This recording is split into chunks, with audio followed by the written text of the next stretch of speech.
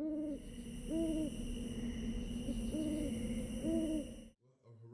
has, it went through a transition. Like I said, you started out with collections, and over time it grew. And once I saw myself growing, the company had to grow. So what I did was, knowing what I knew, learning new things. I just repurposed the company. I got a new, code for what the company was, and I just went into full consulting, business and financial consulting. So I wanted to actually, you know, help others with, like I said, things that, I needed help with, and just, be a mentor, be a coach, be a beacon of light for someone who is in that entrepreneurial darkness. You know what I'm saying? They're just trying to find their way. They're within that first 6 months, or that first year, or that first 2 years, and they don't quite get it. And like I said, nowadays the windows of opportunity and the barriers of entry, or the windows are wide open and the barrier entries are so low that you can pretty much say, I want to do this, and then go do it and be able to get the information that you need to go do it and take off. But a lot of times that's just not enough, because if you don't have someone, if you're not a person who learns really quickly or needs some hands-on experience, a lot of times, that one course that you buy, or that person that's telling you how to do this, they might be moving at 1,000,000 miles an hour and you're trying to keep up. So you're not really grasping that knowledge like you should. So, Horizon, my thing was, and what really, I guess, shaped it was once I never really been a good public speaker. I never really wanted to be a public speaker, or, try to, any type of education or anything. But what I learned was my ability to, by me going through so much in my past, and being passionate about it, and being more of a problem solver and wanting to help. When I started speaking to individuals and started helping others, my ability to break down something that may have once seemed complicated, that's what stood out a lot, and to, instruct and train. And I didn't know I had a gift for doing that, and just, and like I say, making it plain or making it make sense. And that's what I'm like, man, I went to this course, and this person, I got the information, but when you gave it to me, I was able to receive it. I heard it. I was able to grasp it. And that was something like, that's a gift. That's another gift that I have. And so I, through all of that, I was just learning, like, I just need to, focus on, what I'm bringing to the table, focus on the gifts, what I'm saying? So it's like the ability to explain this, or the ability to break down that. So now let me compartmentalize these gifts and abilities so I can spread them around the way they need to be spread around. And that's what I did. I just start creating credit programs or courses, doing the curriculum, different curriculums on banking, because banking has taken a major change over the last few years, with all the fintech banks and online, different online banks. So it's just the whole landscape of finance and credit took a major spin.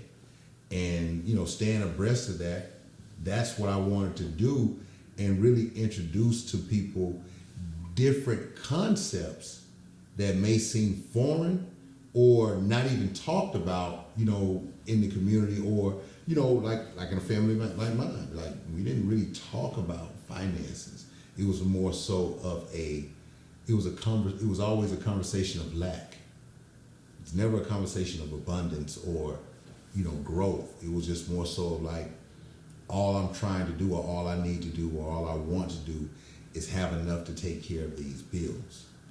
And a lot of individuals, they think like that.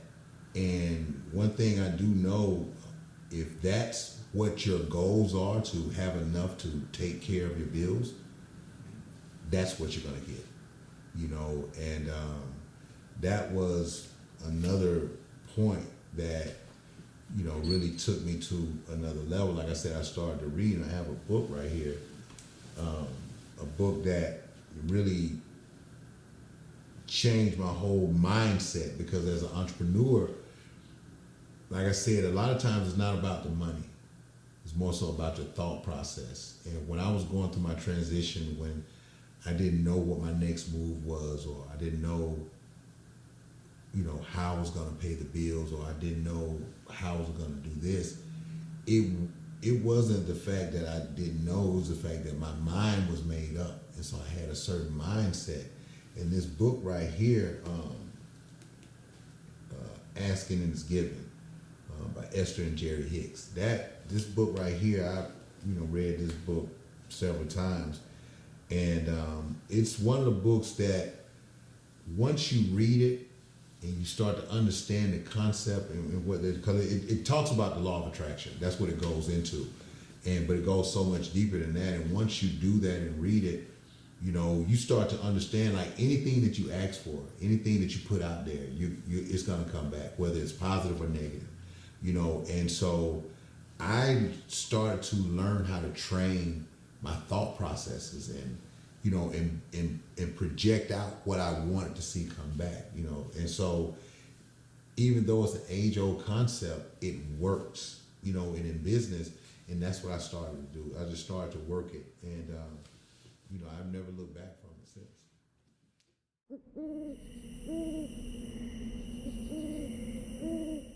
I would just say, the biggest thing that, going through my transition, my biggest thing was just understanding how to focus and understanding the importance of good decision making. And I, and I know that might have been kind of outside of the question you asked, but everything boils down to your choices. A lot of things that I did in life, I made great choices, bad choices, okay choices, or whatever. But one thing I learned through, books and reading and mentorships and just life in general, it only takes a few genius level decisions. It don't take a lot of them. You can make a lot of bad decisions and continue to make them. You can make some good decisions, and good decisions will change your life for the better or change moments in your life.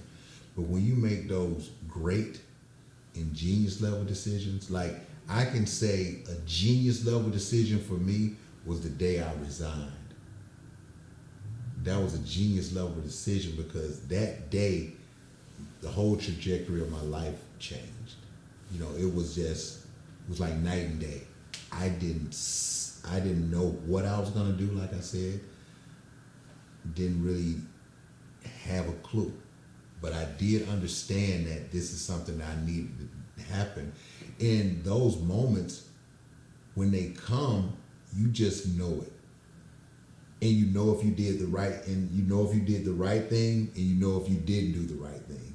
Because it's going to show, on the back end. So I guess the biggest thing that I can give or take home, or give to someone to take home from my interview is don't overestimate what you can do in a small amount of time and underestimate what you can do in a longer amount of time.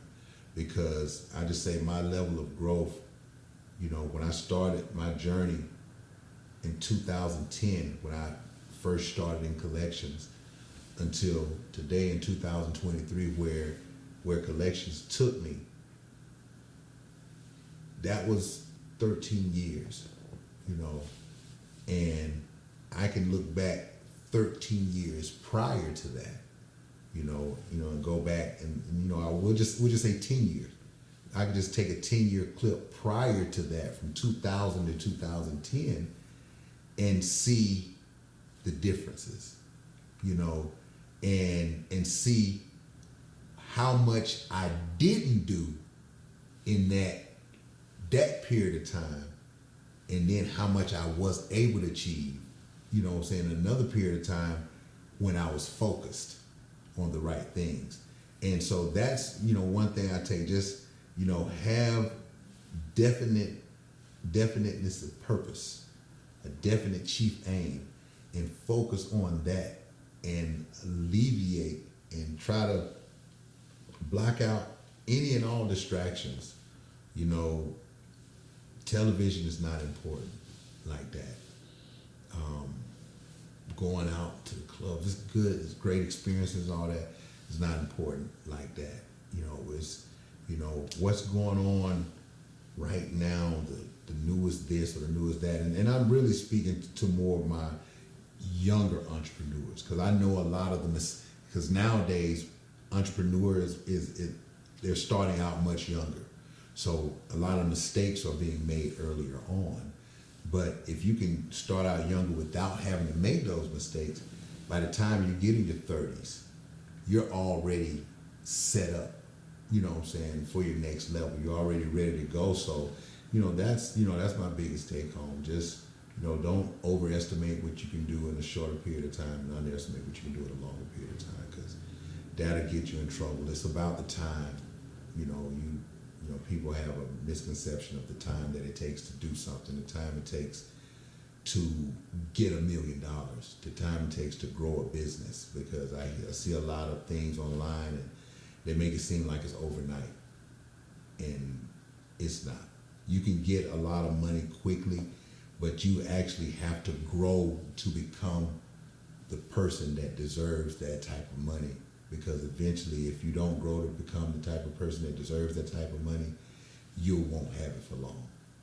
The money will go back, or it'll shrink to the level that you are, instead of you growing to the level of what you have to deserve it, so you don't want to do that. So that's why I would, give to any entrepreneur starting out, young or old.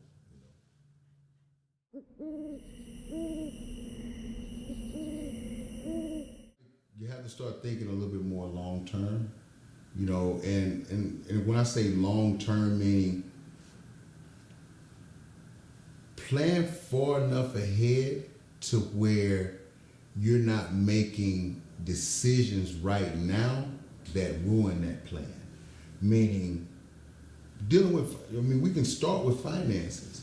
Like, if you're planning for a trip, or you're planning to get a car, or any type of large purchase, you start saving for that purchase, over time. And so the same thing is with business or anything that you're trying to do. You want to start saving and planning for that end result.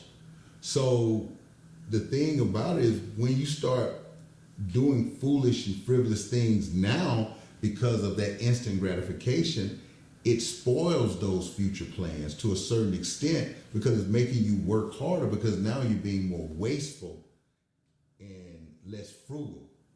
So, and Carlos Slim, I think that was the Mexican guy, that the big telecom guy in Mexico, the billionaire.